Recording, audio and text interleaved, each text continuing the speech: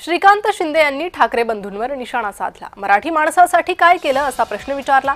पराभव समोर दिसल्यावर असे आरोप होतात असं श्रीकांत शिंदे म्हणाले। मराठी माणसाची शेवटची निवडणूक हे तुम्ही कसं ठरवणार असा सवाल श्रीकांत शिंदेंनी राज ठाकरेंना विचारला।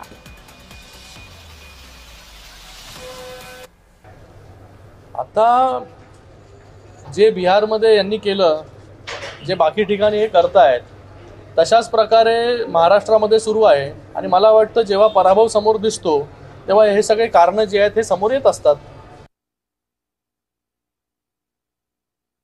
मराठी माणसासाठी मुळात या दोन्ही पक्षांनी जे आता एकत्र आलेले आहे, एक पक्ष बोलत होता संपलेला पक्ष आहे, आता मतांसाठी जे आहे निवडणुकीसाठी एकत्र आले आणि मराठीचा मुद्दा हा पुढे करण्याचं काम हे करतायत। मुळात ह्यांना प्रश्न विचारला पाहिजे की जेव्हा सत्ता होती महानगरपालिकेमध्ये तेव्हा मराठी माणसासाठी काय केलं। मराठी माणूस जो आज महानगरपालिका क्षेत्रामधून, मुंबई महानगरपालिका क्षेत्रामधून जो आज कर्जतमध्ये, बदलापूरमध्ये, अंबरनाथमध्ये स्थायिक झाला, तो कशामुळे गेला? त्याला जे आहे त्याचं हक्काचं घर जे आहे ते इथे मिळालं नाही।